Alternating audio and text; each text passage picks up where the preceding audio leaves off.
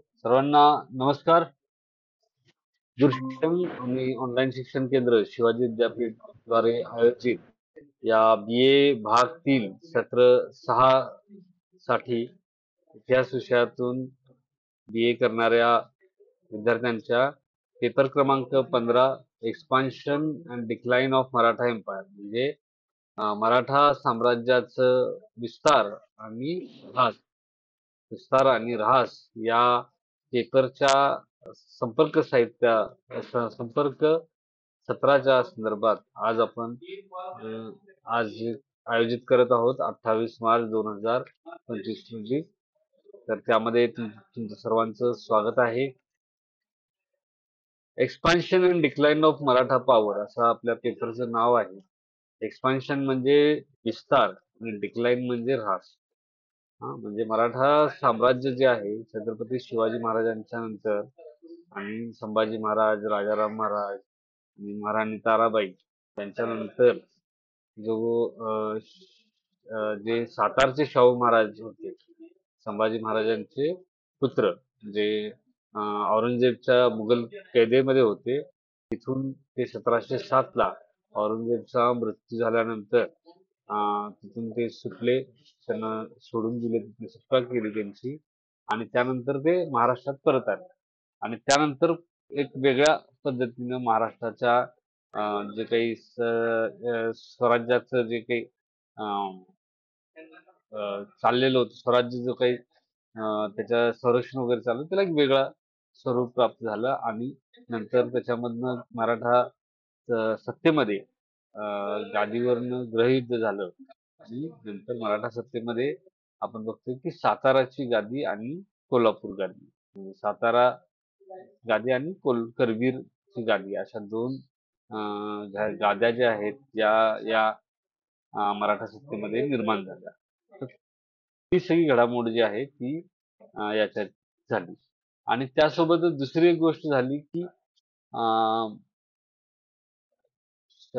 छत्रपती शाहू सातारचे, त्यांच्या नेतृत्वाखाली अनेक सरदार जे आहेत यांनी भारतभर मोहिमा केल्या. या शाहू महाराजांना चौथाई आणि सरदेशमुखीचे अधिकार मिळालेले होते गोळा करण्याचे. मुघल सुभे जे आहेत त्या 6 सुभ्यातनं सरदेशमुखी आणि चौथाई गोळा करण्याचे अधिकार मिळाले होते आणि त्या अधिकाराच्या अंमलबजावणीसाठी मोठ्या प्रमाणात मराठा सत्तेचा विस्तार जो आहे तो या भागामध्ये या काळामध्ये झालेला आपल्याला दिसून येतो. तर त्याचा एक आपल्याला अभ्यास त्यातून करायचा आहे. तर आपण बघूया सिलेबस कसा आहे, त्यातलं काही गोष्टी समजून घेऊ. Expansion and decline of Maratha empire, Maratha सत्तेचा साम्राज्याचा विस्तार आणि ऱ्हास. This course endeavors to provide a comprehensive overview of pivotal historical epochs within the Maratha period through 4 modules. या पेपरच्या माध्यमातून, या कोर्सच्या माध्यमातून एक मराठा इतिहासाचा एक जो काळ आहे, एकदम अत्यंत महत्वाचा जो काळ आहे, युग म्हणा, ज्याच्यामध्ये खूप मोठ्या गोष्टी, महत्वाच्या गोष्टी घडल्या, त्याचा एक आढावा जो आहे तो विद्यार्थ्यांना या कोर्सच्या माध्यमातून द्यायचा आहे. It explores the roles and dynamics of key figures, offering insight into the socio-political forces that influence the empire's trajectory. त्याच्यामध्ये जे काही महत्वाचे व्यक्तिमत्व होती, लोक होते, सरदार होते, अधिकारी होते, किंवा राज्यकर्ते होते, तर त्यांचा या सगळ्या काळातल्या घटनाक्रमामध्ये त्याच्यानंतर जी मराठा सर हा बोला सर एक्झाम कधीपासून चालू आहे?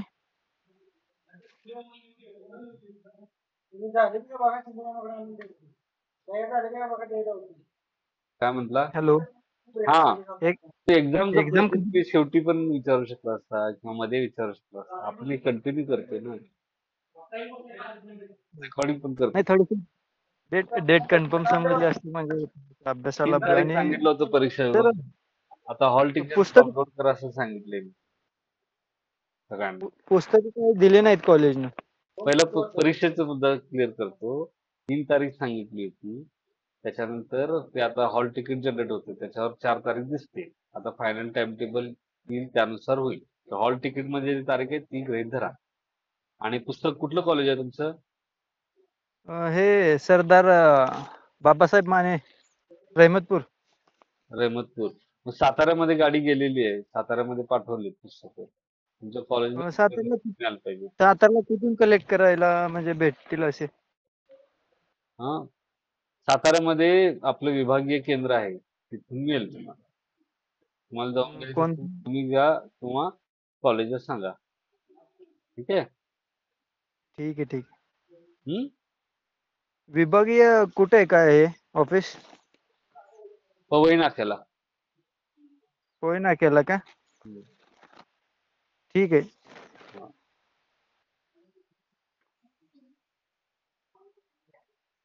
तर मी जे सांगत होतो की हा जो सगळा काळ आहे त्याच्यामध्ये खूप महत्वाच्या व्यक्तींनी त्याच्यामध्ये महत्वाची भूमिका पार पाडलेल्या होत्या. त्यांनी ह्या काळाला आकार देण्याच्या संदर्भात त्यांचं महत्वपूर्ण योगदान होतं. त्याची आपल्याला माहिती घ्यायची आहे. त्यासोबतच काही सामाजिक आणि राजकीय अशा घडामोडी घडत होत्या किंवा असे प्रवाह होते ज्यांनी या या पद्धतीनं हे जे मराठा साम्राज्य उभं राहिलं त्याला त्या उभं राहणं आणि त्याची जी काही दिशा आहे ती या सोशो पॉलिटिकल म्हणजे सामाजिक राजकीय प्रवाहांनी त्याची दिशा ठरवली. हा, तर त्याचा आपल्याला अभ्यास करायचा. By examining the distinct periods, the course aims to impart nouns understanding of factors contributing to both the zenith and decline of Maratha power. By examine distinct period म्हणजे अशा पद्धतीच्या वेगवेगळ्या भागाचा अभ्यास करून या काळाचा अभ्यास करून या कोर्सच्या माध्यमातून आपण हे जे काही मराठा सत्तेचं एकदम सर्वोच्च शिखरावर जे पोहोचलं होतं आणि नंतर त्याचा ऱ्हास झाला तर तो कशामुळे झाला त्याला कुठल्या गोष्टींनी त्यासाठी हातभार लावला तर ते आपल्याला बघायचं आहे. आणि त्यासोबत fostering holistic perspective on significant historical era म्हणजे हा जो काही ऐतिहासिक काळ होता तर त्याच्याबद्दलची माहिती त्याला समजून घेणं आणि त्याच्यातले बाकी बऱ्याच गोष्टी त्याच्यापासून शिकवण घेणं हे यासाठी आपल्याला हे अभ्यासक्रम महत्वाचा आहे. ठीक आहे. तर आपण पुढचा मुद्दा बघूया याच्यातला. कोर्स आउटकम बद्दल हा पेज दिलेला आहे. कोर्स आउटकम मध्ये तुम्ही नेमके या कोर्स मधून काय शिकणार आहात ते सांगितलं जातं. त्यातला पहिला मुद्दा आहे develop a nuanced understanding of critical historical period within a Maratha empire discerning the socio-political intricacies that shape its evolution. म्हणजे मराठा साम्राज्याचं जो अत्यंत महत्वपूर्ण काळ होता, ऐतिहासिक काळ होता, त्याचा एक व्यवस्थित अभ्यास तुम्हाला याच्यातून करायचा आहे. त्यासोबतच त्यावेळची जी सामाजिक आणि राजकीय परिस्थिती होती तिनं त्याला कशा पद्धतीने आकार दिला ते आपल्याला जाणून घ्यायचं आहे. दुसरा मुद्दा आहे evaluate the roles and contribution of key historical figures fostering a comprehensive appreciation of their impact on Maratha history. म्हणजे मराठा साम्राज्याच्या अंतर्गत काम करणारे किंवा त्याच्यामध्ये योगदान देणारे त्यातले काही महत्वपूर्ण व्यक्तिमत्व जी आहेत ऐतिहासिक व्यक्तिमत्व तर त्यांचं कॉन्ट्रीब्युशन त्यांच्या भूमिका समजून घ्यायच्या आहेत. त्यासोबतच त्यांचा जो काही इतिहास म्हणजे मराठा इतिहासावर त्यांचा जो काही प्रभाव आहे तो देखील आपल्याला याच्यातून समजून घ्यायचा आहे. तिसरा आहे analyse the dynamic of Maratha confederacy enhancing the ability to discern the interconnected forces influencing the empire.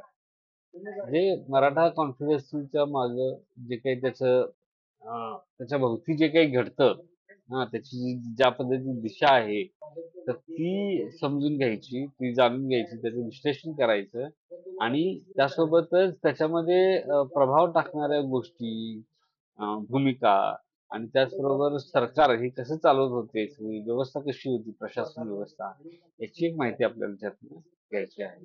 आणि चौथं आहे demonstrate critical awareness of the factors contributing to the decline of Maratha power, linking historical events to broader social political context. म्हणजे याच्यामध्ये critical awareness आहे, बनवायचा आहे की मराठा सत्तेचा ऱ्हास जो आहे त्याला जबाबदार कुठल्या गोष्टी आहेत ते समजून घ्यायचं आहे आणि ऐतिहासिक घटना आणि अं, घटना ज्या आहेत त्या त्याच्या सामाजिक आणि राजकीय परिप्रेक्ष्यामध्ये पाहण्याचा प्रयत्न करायचा. अशा पद्धतीची ही कोर्सची उद्दिष्ट आहेत. आता आपण कोर्सच्या सिलेबसकडे वळूया. पहिला आहे तो करवीर स्टेट. आता करवीर स्टेट म्हणजे इकडचं जे कोल्हापूर मधलं संस्थान आहे, ज्या ज्याच्याबद्दल मी मगाशी म्हणत होतो की महाराणी ताराबाई महाराणी ताराबाई यांनी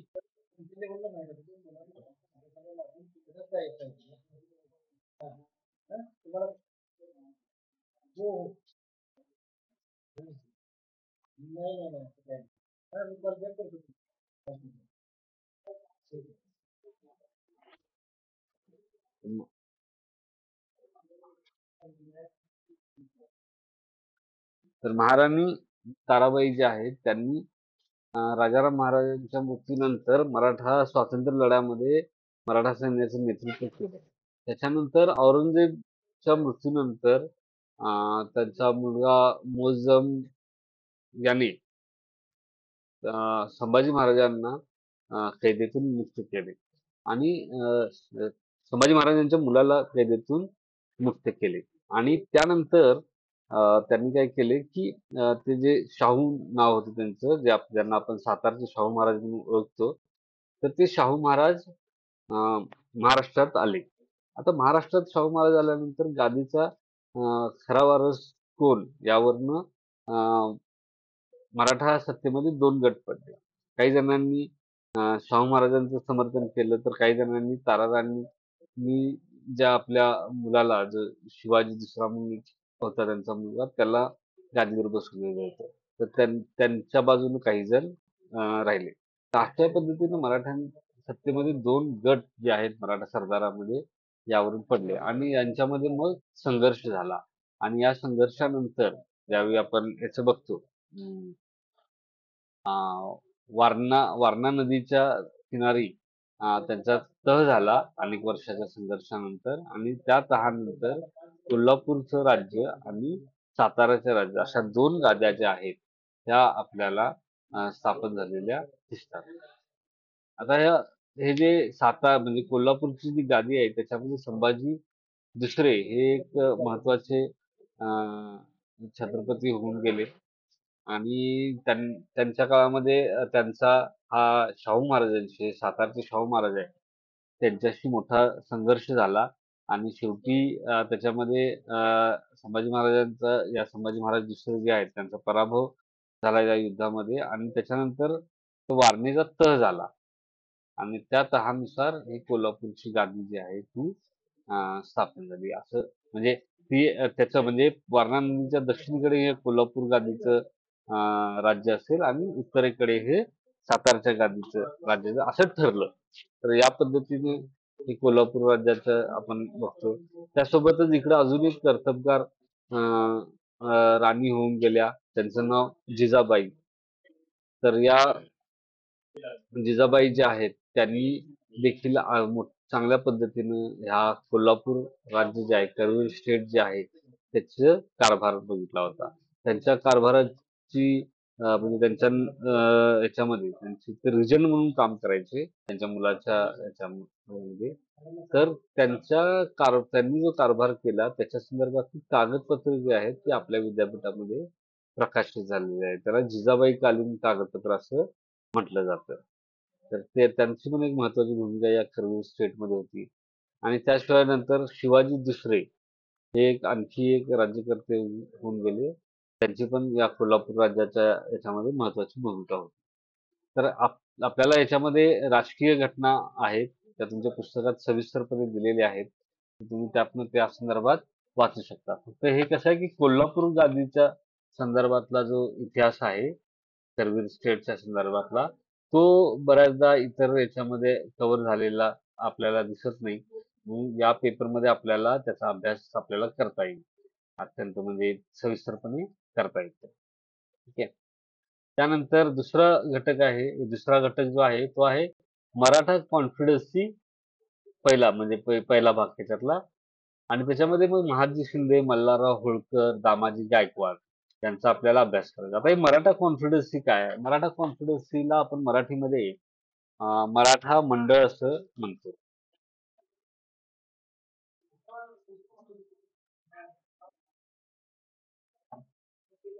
मंडळ असं म्हणतो. आता कॉन्फिडन्सीचा अर्थ काय? कॉन्फिडन्सी म्हणजे अनेक गट जे आहेत ते एकत्र येतात. काही समान हेतूंसाठी, काही समान हितसंबंधांनी, काही समान उद्देशांच्या पूर्तीसाठी आणि त्याच्यातून एक राज्यसत्ता बनते, चालवली जाते. हां, तर ते त्यांना जोडणारा काहीतरी एक मध्ये एक धागा असतो. जो मध्ये एक केंद्रबिंदू असते आणि तो त्यांना जोडतो आणि त्याच्याभोवती हे सगळे काम करत असतात. तर मराठा कॉन्फिडन्स ही संकल्पना वापरताना न्यायमूर्ती महादेव गोविंद रानडे यांनी सगळ्यात पहिल्यांदा ती वापरली होती. कारण हा जो काळ आहे म्हणजे छत्रपती शिवाजी महाराजांच्या काळामध्ये जे राजा जो असतो, छत्रपती जे असतात त्यांच्या हाती सर्व सत्ता जी आहे ती नियंत्रित असते आणि ते अष्टप्रधान मंडळाच्या मदतीने काम करत असतात. ही स्थिती संभाजी महाराजांच्या काळापर्यंत पण राहिली होती. राजाराम महाराजांच्या काळामध्ये सरंजाम वाटप सुरू झालं. कारण औरंगजेबचं आक्रमण झालेलं होतं. मोठ्या प्रमाणात स्वराज्य जे आहे ते संकटात होतं. आणि आपल्याकडं मराठा सरदारांना आकर्षित करावं.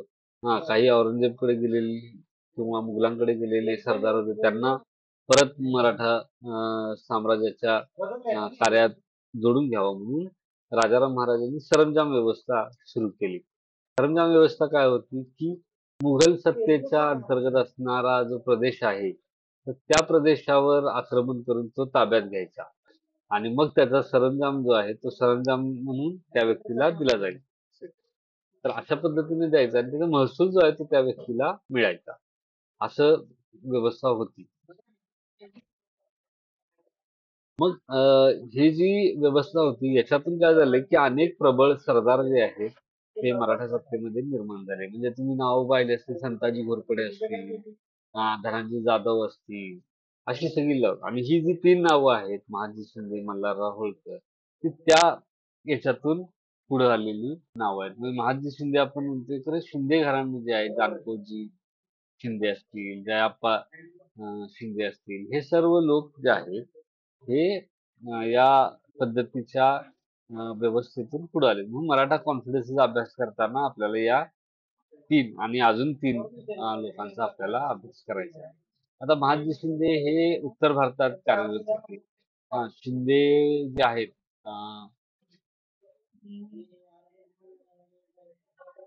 ग्वाल्हेरचे शिंदे. हां. तर ते ग्वाल्हेरच्या शिंद्यांची जी काही आता शाखा आहे त्याच्यातले त्या शाखेतले एक प्रमुख व्यक्ती जे आहेत ते महादजी शिंदे आहेत. आणि महादजी शिंदे यांच्यावर ही जबाबदारी नंतरच्या काळात येऊन पडली, की त्या शिंदेचा सगळा कारभार आणि मराठ्यांचं उत्तरेतलं राजकारण जे आहे, उत्तर उत्तर भारतातलं, ते पाहण्याचं काम जे आहे ते महादजी शिंदेच्या अंगावर पडलं. हे पानिपतच्या तिसरं युद्ध जे झालं त्यानंतर महादजी शिंदे हे केंद्रस्थानी आले उत्तर भारताच्या राजकारणात. आणि महादजी शिंदे यांनी मग मराठ्यांचं जे काही पानिपतमध्ये नुकसान झालं होतं आणि जे काही राजकीय वरदहस्त जो कमी झाला होता तो पुन्हा प्रस्थापित करण्याच्या दृष्टीने खूप काम केलं. त्यामुळे महादजी शिंदे हे महत्वाचे आणि त्यांनी नंतर तो इतकं हे झालं की त्यांच्या संरक्षणाखाली मुघल बादशाह जो आहे तो दिल्लीच्या गादीवर बसलेला होता आणि त्यांनी अं, महाजी शिंदेना एक मोठं पद जे आहे दरबारातलं, मुघल दरबारातलं ते दिलेलं होतं. वकील मुतालिक असं त्याला म्हणायचे आणि ते पद महाजी शिंदेना त्यांनी दिलेलं होतं. असे महाजी शिंदे आहेत, त्यांच्याबद्दलचं माहिती आपल्याला घ्यायची आहे. दुसरं एक नाव आहे मल्हारराव होळकर. मल्हारराव होळकर हे पहिल्यांदा बाजीराव पहिला याच्या सैन्यामध्ये होते आणि तिथून त्यांनी आपली कारकीर्द सुरू केली आणि हळूहळू नंतर ते मोठे सरदार म्हणून नावाजले गेले. उत्तर भारतातल्या बाजीरावच्या ज्या स्वाऱ्या आहेत त्याच्यात त्यांची भूमिका होती आणि नंतर इंदोर जे आहे, इंदोर येथे त्यांनी म्हणजे त्यांचा एक प्रदेश जो आहे, तो तिथला प्रदेश त्यांना जागीर म्हणून मिळालेला होता. आता होळकरांनी जे पानिपतचं युद्ध होतं, त्यामध्ये मराठ्यांच्या बाजूने भाग घेतला होता मराठ्यांच्या आणि त्या युद्धात मराठ्यांचा पराभव झाल्यानंतर मल्हारराव होळकरांनी म्हणजे मराठा सैन्यातल्या ज्या स्त्रिया, बाजार जे होते बाकीचे लोक, तर त्यांना वाचवण्यात त्यांनी बरंच मेहनत केलेली असल्याचं मानलं जातं. आणि उत्तरेमध्ये मराठा सत्तेचा जम बसवण्यात महत्वाची भूमिका ही मल्हारराव होळकरांची. त्याचा एक आपल्याला अभ्यास करायचा आहे. त्याच्यानंतर दामाजी गायकवाड. दामाजी गायकवाड हे पण बाजीरावच्या समकालीन होते. पण ते बाजीरावच्या म्हणजे सैन्यात नव्हते. मुळात हे काय होतं, इश्यू काय होतं, काय झालं तर गुजरात हा जो प्रदेश आहे गुजरातचा, हा खंडेराव दाभाडे नावाचे एक सरदार होते त्यांच्याकडे होता. आणि गुजरातचा प्रदेश हा पेशव्यांना हवा होता, तशी मागणी पेशव्यांनी शाहू महाराजांच्याकडे केली होती. पण तो दाभाडे न दिल्यामुळं त्यात काही बदल होणार नाही असं ते दिसत होतं. याच्यानंतर पेशवे आणि दाभाडे यांच्यात एक युद्ध झालं आणि त्या युद्धामध्ये खंडेराव दाभाडे जे आहेत त्याला मारले गेले आणि त्याच्यानंतर खंडेराव दाभाडेंच्याकडे हे गायकवाड त्यावेळी काम करायचे, म्हणजे दामाजी गायकवाड. आणि मग त्याच्यातला जो कारभार आहे गुजरात मधला, तो दामाजी गायकवाड यांच्याकडे देण्यात आलेला होता. तर हे दामाजी गायकवाड जे आहेत अं, हे पानिपतावर देखील गेलेले होते आणि गुजरातमध्ये मराठा सत्तेचा जो काही वचक आहे, तिथला होणारा व्यापार जो होता, त्याच्यावरचा वचक हा दामाजी गायकवाड यांनी निर्माण केलेला होता. असे हे 3 सरदार आहेत दुसऱ्या घटकामध्ये. तिसऱ्या घटकामध्ये पण आपल्याला असे 3 सरदार जे आहेत त्यांच्याबद्दल पाहायचं आहे. त्याच्यामध्ये पहिले जे आहेत ते रघुजी भोसले. आता हे रघुजी भोसले हे नागपूरचे भोसले आणि नागपूरचे भोसले जे आहेत त्यांनी बंगाल, ओरिसा असा जो प्रदेश आहे पूर्व भारत, तर तिकडं मोठ्या-मोठ्या स्वाऱ्या केलेल्या होत्या. नागपूर इथं त्यांचं ठिकाण होतं, प्रमुख ठिकाण. आणि त्यांनी तिथून बंगालमध्ये ते जायचे. बंगालमध्ये प्रचंड दहशत जी आहे ती या रघुजी भोसले आणि त्यांच्यानंतरचे त्यांचे जे वारसदार आहेत त्यांनी निर्माण केलेली होती. त्यानंतर अजून एक आहे ते परशुराम भाऊ पटवर्धन. परशुराम भाऊ पटवर्धन म्हणजे आपल्या इकडे जे सांगली मिरज आहे, हा तिकडे पटवर्धन घराणं जे आहे, तर त्याच्यातले हे परशुराम त्यांच्यातले आद्य पुरुष म्हणजे आधीचे हे म्हणजे ते अं, सांगलीचं राजघराणं सांगली, मिरज, तासगाव, जमखंडी, बुधगाव ही जी सगळी वेगवेगळे पटवर्धनांच्या शाखा आहेत त्याच्यामध्ये हे महत्वाचे परशुराम भाऊ. हे परशुराम भाऊ पटवर्धन यांना मिरजेची जहागीर होती आणि मिरज हा दक्षिणेकडे जाण्याच्या प्रदेशामधलं महत्वाचं हे होतं, प्रदेश होता.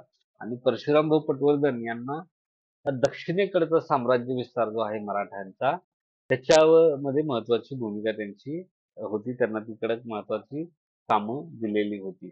आणि याच्यामध्ये एक महत्वाचं म्हणजे टिपू सुलतान किंवा हैदर अली बरोबर जी युद्ध झाली मराठ्यांची, किंवा मराठी आणि इंग्रजांनी मिळून जी युद्ध केली, तर त्यामध्ये परशुराम भाऊ पटवर्धन यांनी खूप महत्वाचं भूमिका निभावलेलं आपल्याला दिसते.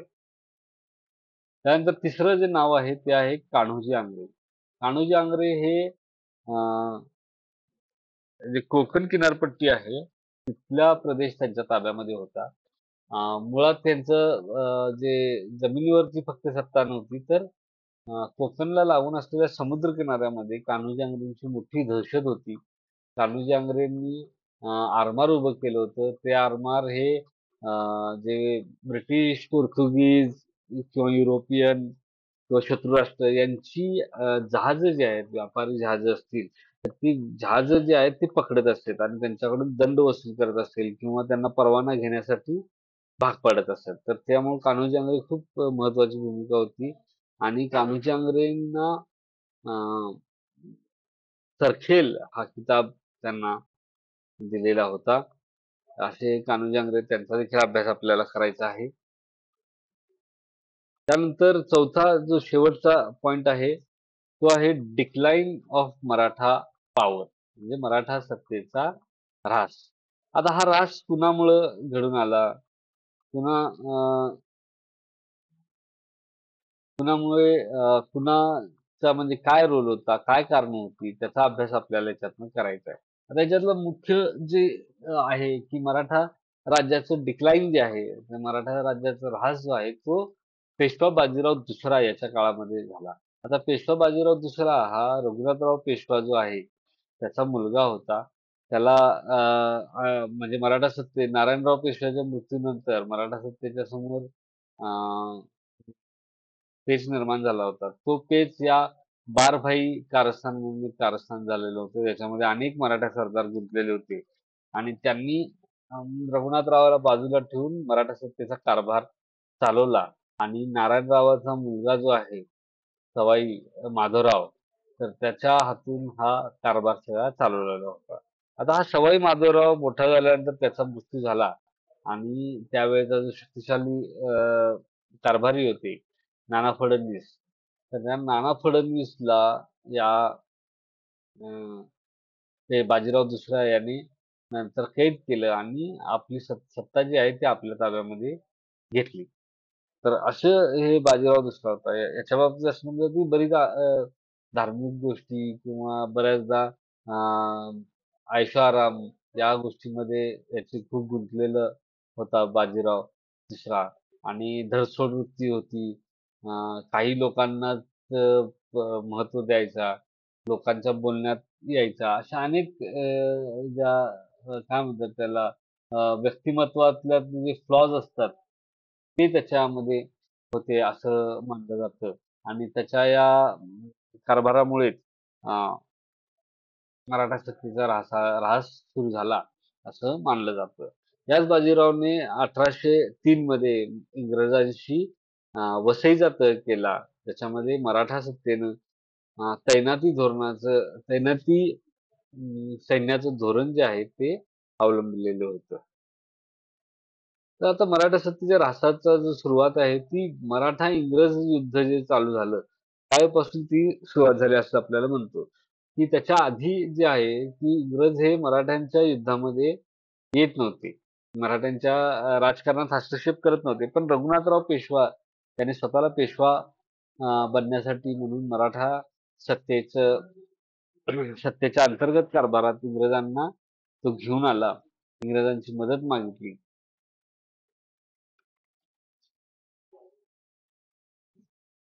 त्यामुळं इंग्रजांचा हस्तक्षेप जो आहे, तो या मराठा सत्तेच्या राजकारणात होऊ लागला. आणि या हस्तक्षेपातूनच पहिल्यांदा रघुनाथरावाला गादीवर बसवण्यासाठी म्हणून पहिल्यांदा इंग्रज-मराठी युद्ध झालं. त्यात इंग्रजांचा दारुण पराभव झाला आणि रघुनाथरावाला आपली मदत करणार नाही असं आश्वासन इंग्रजांना द्यावं लागलं. त्याला ओळखलं जातं पहिलं इंग्रज-मराठा युद्ध म्हणून. त्यानंतर दुसरं इंग्रज-मराठा युद्ध ज्यावेळी झालं, त्यावेळी बाजीराव पेशवा आणि दुसरा बाजीराव पेशवा दुसरा आणि इंग्रज असं ते युद्ध झालं. यात पेशव्याचा बऱ्यापैकी पराभव अ, होत होता आणि मग त्यामुळं पेशव्यांनी तैनाती फौजेचा करार स्वीकार केला. तर हे सेकंड अँग्लो मराठा युद्ध म्हणून ओळखलं जातं. आणि तिसरं अँग्लो मराठा युद्ध ज्याला म्हणतात, ज्यावेळी म्हणजे तैनाती फौज स्वीकार केलेला बाजीराव जो आहे, तो पुण्यातनं कारभार करत होता. पण प प इंग्रजांशी युद्ध करून इंग्रजांना हरवावं किंवा त्यांच्यावर जोखडातून मुक्त व्हावं असा त्याचा प्रयत्न होता आणि त्या दृष्टिकोनातून 1817 मध्ये त्यांनी युद्ध सुरू केले इंग्रजांशी आणि त्याला मग third battle of Anglo Maratha war third Anglo Maratha war असं त्याला म्हटलं जातं. तर हे या युद्धात मराठ्यांचा पराभव झाला आणि मग इंग्रजांनी मराठा पेशव्याला कैद केलं आणि पेशव्याची रवानगी ही उत्तर भारतात केली. वाराणसी जवळ एक गाव आहे तिकडे जाऊन हा पेशवा राहिला. त्याच्यानंतर शेवटचा पॉइंट आहे causes for decline of Maratha empire. म्हणजे आता मी जसं मगाशी म्हणालो की हे याच्यामध्ये मराठा कॉन्फिडन्सीचं स्ट्रक्चर होतं त्याला. म्हणजे सगळे छोटे छोटे गट जे आहेत ते एकत्र आले होते. त्याच्यामध्ये त्यांना गायडन्स करणारा, त्यांना जोडून ठेवणारा एक दुवा होता. हा दुवा जो आहे तो शाहू महाराज सातारचे हे करायचे. आणि त्यामुळे काय होतं की त्यांच्या भोवती हे सगळे सरदार एकवटले होते. त्यांच्यात आपापसात मारामाऱ्या होत्या, झगडे होते. म्हणजे बाजीरावांनी खंडेराव दाभाडे, बाजीरावांनी पंतप्रतिनिधी असे अनेक झगडे जे आहेत ते होते. पण शाहू महाराज जे आहेत, सातारचे शाहू महाराज हे मध्यवर्ती स्थानी असल्यामुळं त्यांनी आखून दिलेल्या धोरणानुसार, त्यांनी सांगितलेल्या निर्देशानुसार यांना हे सगळे लोक काम करत होते. अशा पद्धतीने ते जोडलेलं होतं. नंतर शाहू महाराजांचा मृत्यू झाला अं, 1750च्या आसपास. तर त्यानंतर मात्र आपण बघतोय की मराठ्यांच्या मध्ये जी दुफळी आहे मराठा सरदारांच्या मध्ये ती खूप मोठ्या प्रमाणात वाढत गेली आणि मग इंग्रजांनी काय केलं की एकट्या एकट्याला पकडून त्यांचा पराभव केला. म्हणजे पहिल्यांदा होळकरांचा पराभव केला, मग शिंदेचा पराभव केला, मग नागपूरकर आणि गायकवाड यांचा पराभव केला. अशा पद्धतीने इंग्रजांनी मराठ्यांचा पराभव करून त्यांचं शक्तीचं खच्चीकरण केलेलं आपल्याला दिसून येतं. त्यासोबतच पेशवाईच्या काळामध्ये जनतेकडून मोठ्या प्रमाणात कर वसुली होती. ती अनेक जातीय अटी ज्या आहेत त्या लोकांच्यावर लादलेल्या होत्या. तर त्यातून अनेक प्रकारचा जो असंतोष जो आहे तो जनतेमध्ये निर्माण झालेला होता. आणि त्यामुळं मराठा सत्तेच्या ऱ्हासाला हा कारण देखील महत्वाचं ठरलेलं आपल्याला दिसतं. त्यासोबतच मराठ्यांची शस्त्रास्त्र जी आहेत ती जुन्या पद्धतीची होती आणि इंग्रजांच्या तैनाती फौजा ज्या आहेत त्या खूपच काय म्हणता येईल त्याला आपण कवायती पद्धतीनं ते सगळं युद्ध लढायच्या. त्यामुळे ते खूप शिस्तबद्ध असायचे. तर हा एक त्याच्यामध्ये ऱ्हासाचं कारण म्हणून आपल्याला पाहता येतं. तर असं हा सगळा तुमचा सिलेबस आहे. तुम्हाला काही शंका असतील तर विचारा.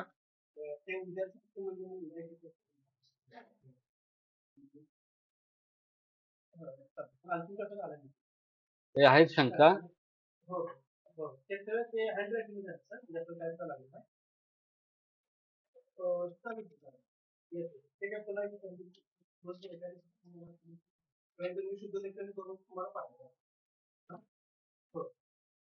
आहेत का काही शंका?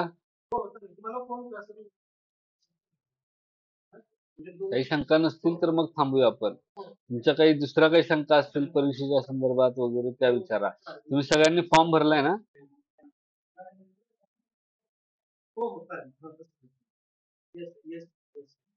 सोनाली गायकवाड आज नवीन दिसत आहेत.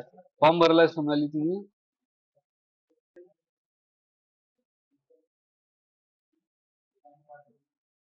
सोनाली फॉर्म भरलाय का तुम्ही?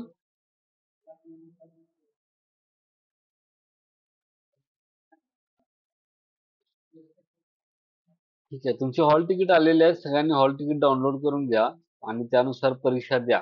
अजून एक पेपरचं आपलं संपर्कक्षेत्र राहिलेलं आहे. ते आपण उद्या घेऊया आणि मग हा संपर्कक्षेत्र आपलं पूर्ण होऊन जाईल. ठीक आहे?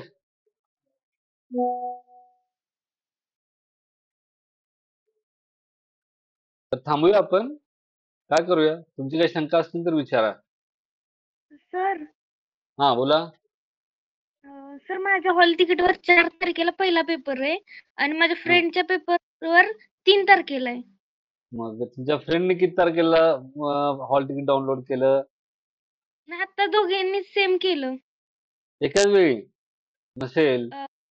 त्यांनी त्यांच्या फोनवर केलेलं आणि मी आधीच माझ्या असणार आधी आधी आधी केलं असेल तिचं. परत एकदा करून बघा. हा मी आता परत तुमच्या केलं तर येतंय. तुमच्या फोनवर त्यांचं हॉल तिकीट डाउनलोड करून बघा, म्हणजे फरक लक्षात येईल तुमच्या. हा चालेल. हा ठीक आहे. हो थँक्यू. हो. अजून कुणाला काही शंका आहे? हा सर हा बोला. नमस्ते. गाडीवर आहे का? आमचं आवाज तर येतो सर गाडी. आवाज येत नाही. येतोय आला का आवाज? खरं बॅकग्राऊंड आवाज. हा जरा बॅकग्राऊंडला ते फॅन चालू होता त्याच्यामुळे. सर बघा आता आवाज येतोय का? आवाज येतोय? हा बोला. येतोय व्यवस्थित. बोला. आमचं हॉल आता परीक्षा चालू का होत्या म्हणजे हॉल तिकीट मिळालं नाही आम्हाला. नाही डाउनलोड करायचं. ते सर कसं आम्ही त्या म्हणजे 5 विषय घेऊन बसलोय, सर्व विषय घेतलेले नाही. तुम्हाला भेटलोय की मी सर त्या काय? आमचे 5 विषय आहेत फक्त ते. अच्छा तुमचं म्हणजे आता संपूर्ण घ्यायचंय ना? तर सांगेल ओके कसं download. तो वेगळा विषय आहे. काय म्हणला? हा त्याला आरबी असं म्हणतात. हा हा बरं. 2 विषयातनं ती केस आहे की नाही त्याच्यावर ते रणधीर त्याबद्दल सांगतील. रणधीर काय म्हणला? रणदिवे सर हा बरोबर नव्हे. कसं आहे मग आम्हाला आता 4 तारखेपासून आता मगाचपासून मी ऐकलं 4 तारखेपासून परीक्षा म्हणजे त्यांच्या बरोबरच आमच्या पण परीक्षा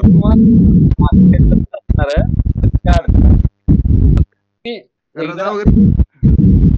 मी तेच म्हणतोय तुम्हाला एकदा आवाज येत नाही सर तुमचा मला clear.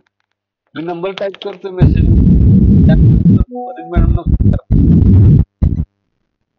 परीड मॅडम नाही नाही रणदिवे सरांना फोन केलेला तुमच्या सांगण्यानुसार. तर आता 8 दिवस काहीतरी वेबसाईट बंद आहे ना ते आपले काय म्हणले मला म्हणले आमचे म्हणले मी म्हणतो असं आहे तर म्हणजे 4 दिवस आता 8 दिवस म्हणजे वेबसाईट जरा बंद आहे ती सर आमची आपली. तुम्हाला 4 दिवसांना कळलं म्हणलं कळतील मग असं. पण अंदाज तर मला एक सांगा की रजा परीक्षा आपली त्यांच्या बरोबरच होणार ना? मग काय प्रॉब्लेम नाही. हा नंबर टाकला काय तुम्ही? 4 तारखेची तयारी करू. रजा टाकायची म्हणलं. हा ते एकदा बोलून घ्या. चालते सर चालते थँक्यू. मला परीट मॅडमचा नंबर फक्त टाका की. टाकला ना आता. मी वैयक्तिक मी तुम्हाला हाय करतो तिथे मला टाका. तिथे मला तर सापडत नाही ते रेंज नसल्यामुळे. 51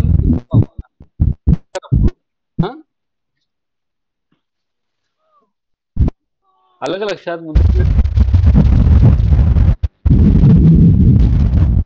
0230 तुम्हाला मेसेज केला होता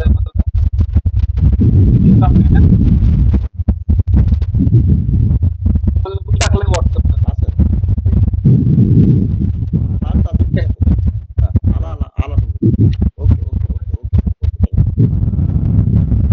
बाकी कुणाला काही अडचणी आहेत?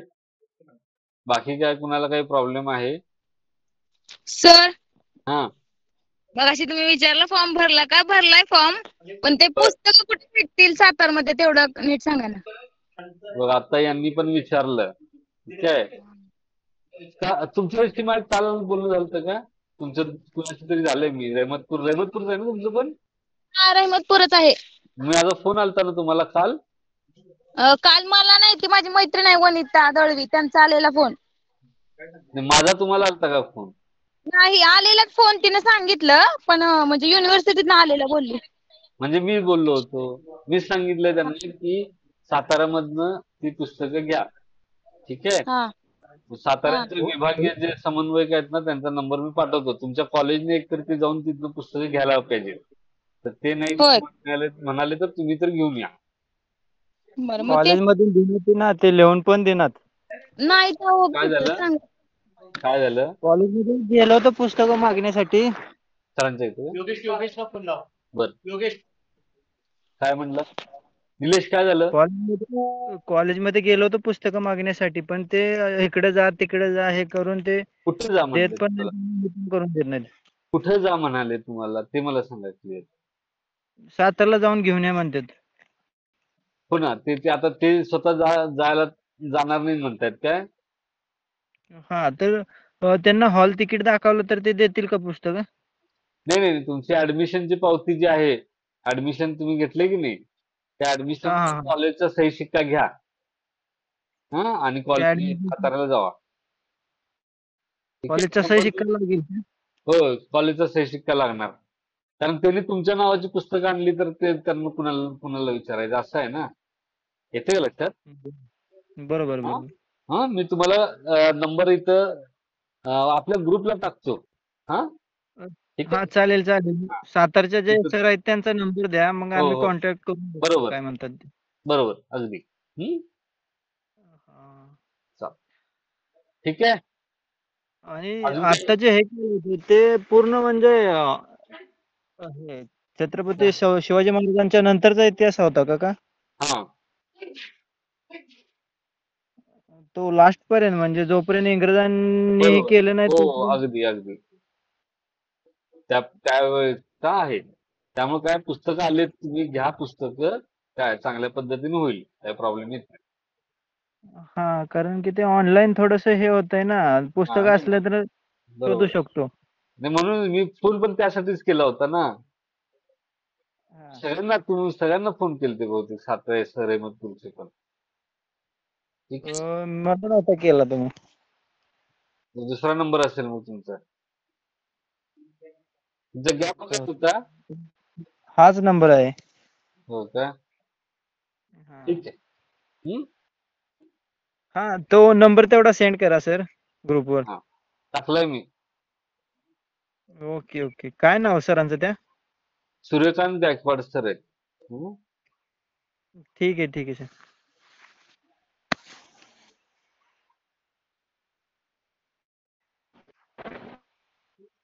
चालेल सर, थँक्यू.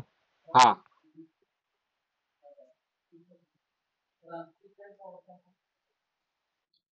ठीक आहे. ठीक आहे सर. हो.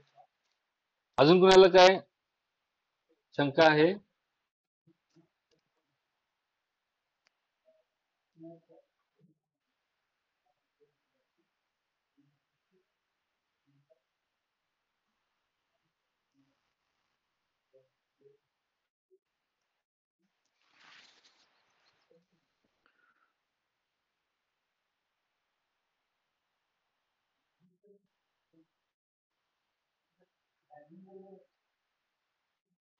मी टाकलंय बघा नंबर.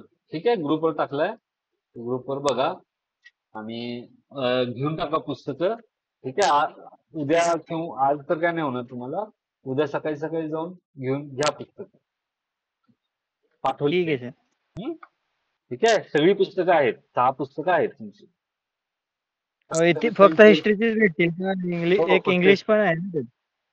हा, ते पण मिळेल ना. इतिहासाचं फक्त सांगतोय, इंग्लिशचं पण आहेतच त्यात. Sir appear exam same 3rd, 4th आणि 6th. काय? जे हॉल तिकीट आले ना ते 4 तारखेपासून चालू आहे. हो ना, आता ते सांगितलं ना त्यांनी. सोनाली गायकवाड तेच सांगत होत्या. हा का? हा. तुम्ही ऐकलं ना भरपूर लेक्चर आणि त्याच्यात प्रश्नोत्तर झाली. हा, ठीक आहे. बघा हॉल 26 तिकीट, मे. बघा हॉल तिकीट अपडेट करा. समजा अपडेटेड टाइम टेबल आलं तरी मी ग्रुपवर कळवतो. हा, फक्त ग्रुपवर लक्ष ठेवा. ठीक आहे. डायरेक्ट हा पेपर कसा काय 13ला संपतोय आणि डायरेक्ट 26 मे ला आहे. काही पेपर असतात तसं, स्किल एनहान्समेंट कोर्स आहे तो, त्याच्यामध्ये ते तसं अरेंज केले परीक्षेला. हे दोन्ही पण इंग्लिशच आहेत. ठीक आहे. चला, अजून कोणाला काही शंका आहेत?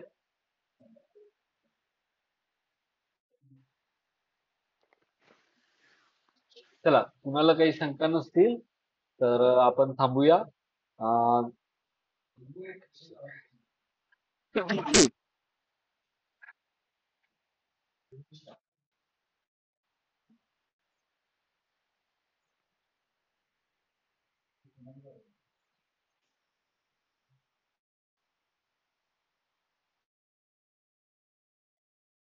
तर दूरशिक्षण आणि ऑनलाईन शिक्षण केंद्र शिवाजी विद्यापीठाच्या BA इतिहास भाग 3 साठी आयोजित केलेल्या या संपर्क सत्रामध्ये आपण सर्वजण सहभागी झालात त्याबद्दल तुमचे सर्वांचे आभार. धन्यवाद.